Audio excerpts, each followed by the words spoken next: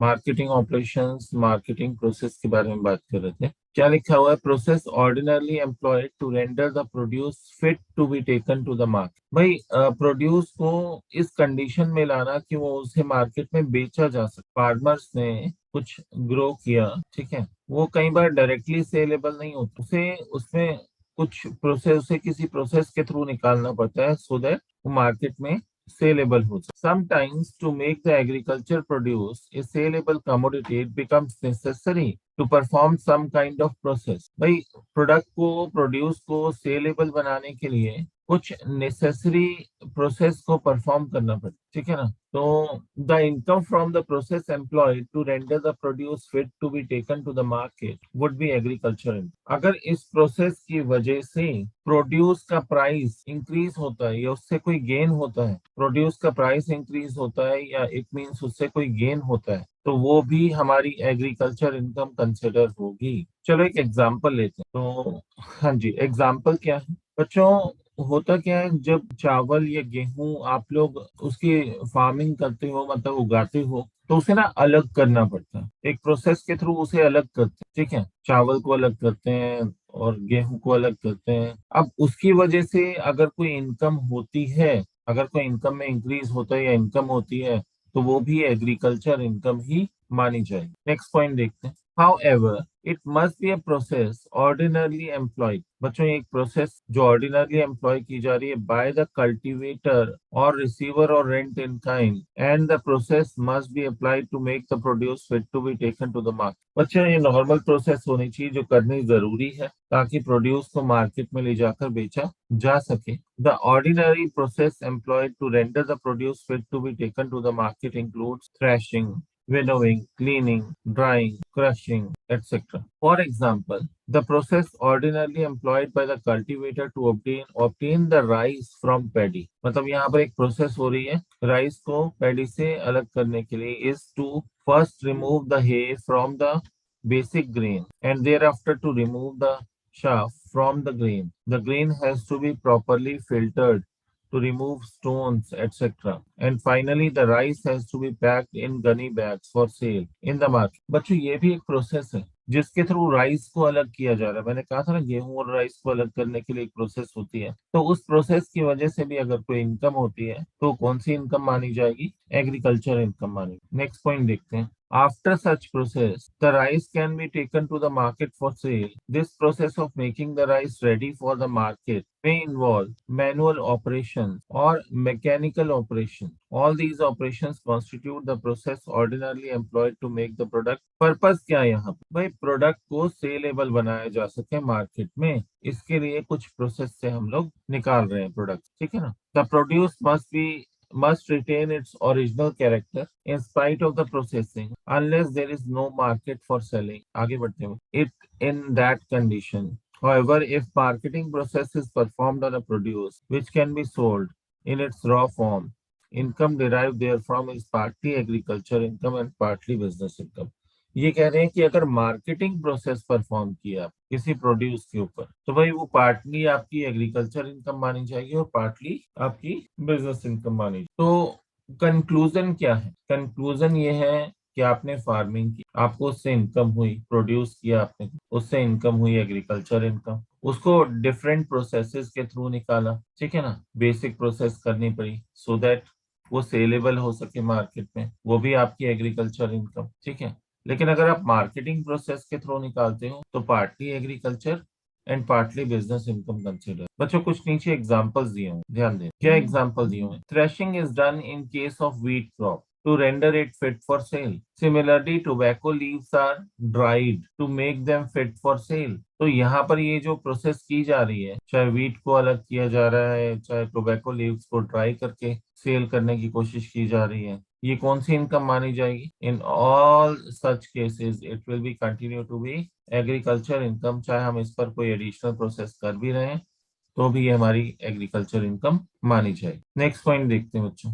Income derive from animal husbandry, fisheries, poultry farming, dairy farming etcetera shall not be considered to be agriculture income. ये कुछ points हैं जो आप लोगों को ध्यान रखना। एग्जाम में अगर ये चीजें पूछी जाती हैं तो आप उसे क्या कहोगे, टैक्सेबल है ओ या नहीं है, या एज एग्रीकल्चर इनकम एग्जाम। तो इन्होंने कहा इसको क्या मानेंगे, ये बच्चों, income derive from animal husbandry, fisheries, poultry farming, dairy farming, ये सब हमारी shall not be considered to be agriculture income, agriculture income नहीं मानी। नेक्स्ट पॉइंट देख, इनकम डिराइव फ्रॉम सैपलिंग्स और seedings growing in nursery. Nursery में अगर आप कुछ इस तरह का कर रहे हो, उगा रहे हो, ठीक है, तो ये आपकी एग्रीकल्चर इनकम मानी। अच्छा, इसमें एक एडिशनल पॉइंट भी है, चाहे आपने बेसिक या सब्सिक्वेंट ऑपरेशंस कैरी आउट किए हैं चाहे नहीं, नर्सरी से होने वाली इनकम आपकी एग्रीकल्चर इनकम मानी जाएगी।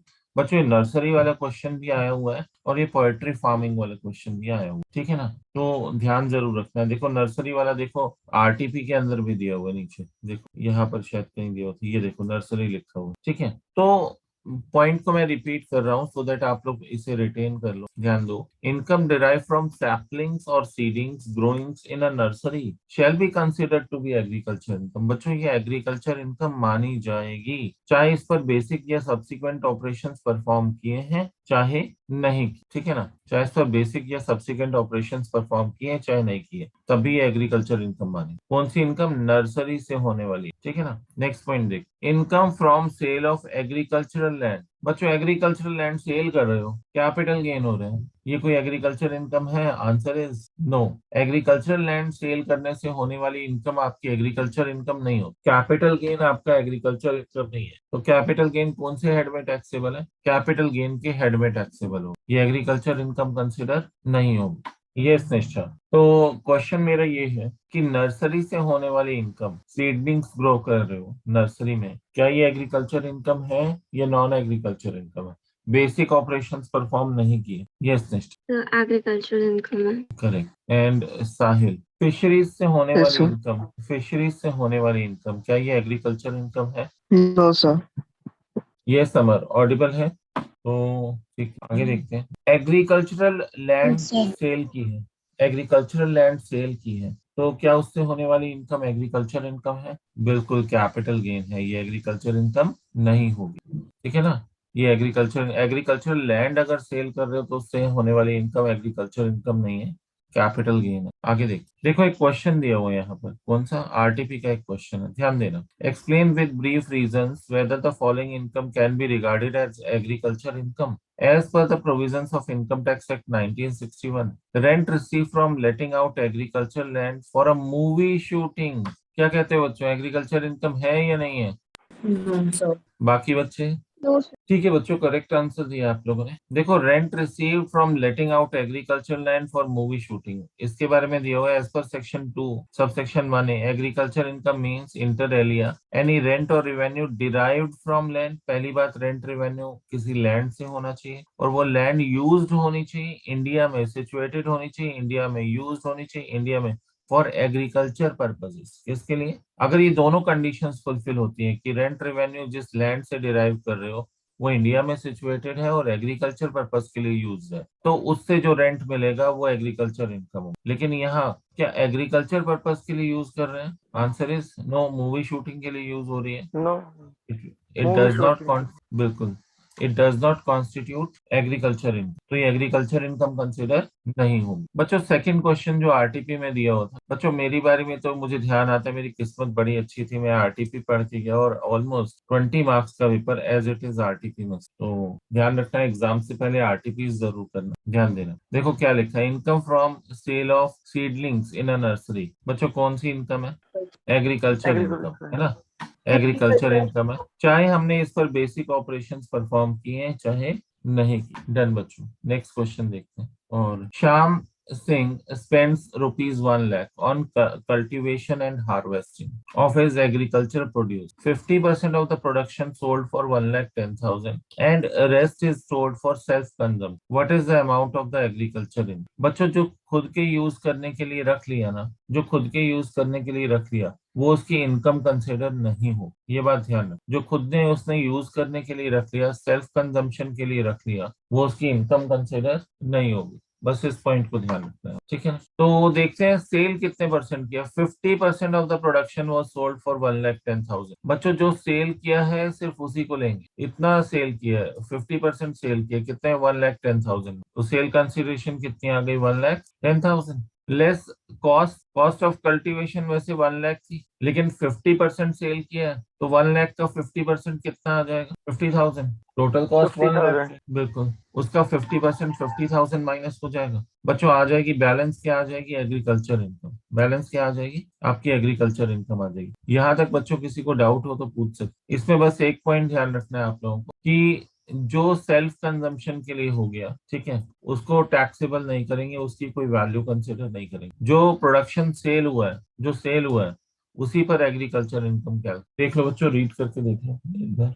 नेक्स्ट क्वेश्चन देखते हैं फिर। हाँ जी बच्चों, सेकंड क्वेश्चन आप लोगों के सामने है। Mister X is a resident, दिखाई दे, mister X a resident has provided the following particulars of his income from previous year 21-22। बच्चों सब कैलकुलेटर लेकर बैठे हैं, खुद से कैलकुलेट करेंगे। कैलकुलेटर निकाल लो अपने, रजिस्टर पेन, कैलकुलेटर। पहली बात तो ये रेजिडेंट, फिर income from salary 3,40,000, house property से income 3 lakh, agriculture income from a land in Jaipur 1,80,000, expenses कितने इनकर्ड किए हैं, 1,20,000। आगे क्या दिया हुआ है, ये कह रहे हैं या तो इनकी एज 45 ईयर्स है उसके हिसाब से सॉल्व करो, या फिर 70 ईयर्स की एज के हिसाब से सॉल्व। 70 ईयर्स में तो ये सीनियर सिटीजन हो जाएंगे। बच्चों क्या वो 4 स्टेप्स फॉलो होंगे एग्रीकल्चर इनकम के इंटीग्रेशन वाले? उसमें दो चीजें चेक करते हैं। पहला पॉइंट, बच्चों का आंसर आ गया। बच्चे कह रहे हैं कि सर फॉलो होंगे। अगर एग्रीकल्चर इनकम एक्सीड करती है कितने को बच्चों, 5,000। देखो 5,000 को एक्सीड करती है।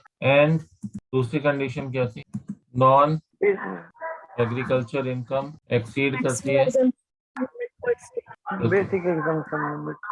मैक्सिमम कह लो, बेसिक एग्जाम्पशन लिमिट कह लो, एक ही बात है, ठीक है ना। ठीक है, वो भी इंडिविजुअल वाली। तो क्या होगा, इंटीग्रेशन होगा, एग्रीगेशन होगा, इंटीग्रेशन। तो क्या ये दोनों कंडीशंस फुलफिल हो रही है? Answer is yes. बच्चों क्या एग्रीकल्चर इनकम 5,000 रुपए को एक्सीड कर रही है? अगर हम देखें एग्रीकल्चर इनकम 5,000 रुपए को एक्सीड कर रही है, 1,80,000, तो पहली कंडीशन यस। फिर non agriculture income, salary, house property, इन सब की इनकम। अच्छा 45 की एज है, इसकी इनकम 2.5 लाख रुपए तक एग्जाम्प्ट होगी। 2.5 लाख रुपए तक नील टैक्स है स्लैब रेट के हिसाब से। तो हमारी जो बेसिक या मैक्सिमम एग्जाम्पशन लिमिट कितनी है, वो 2.5 लाख, 2.5 लाख रुपए। क्या ये इनकम 2.5 लाख रुपए को एक्सीड कर रही है, सैलरी, हाउस प्रॉपर्टी की? Answer is yes. तो non agriculture income basic exemption limit को एक्सीड कर रही है। तो यहाँ पर वो चारों स्टेप्स फॉलो करने होंगे। आगे देखते हैं बच्चों। बच्चे कह रहे हैं सर इसकी प्रैक्टिस हो चुकी है पिछली क्लास में, है? यस बच्चों, हो चुकी है। देखो income under the head salary दिखा दिया, income under the head house property दिखा दिया, ग्रॉस टोटल इनकम दिखा दी, डिडक्शन कोई नहीं है, नील आ गया, ठीक है।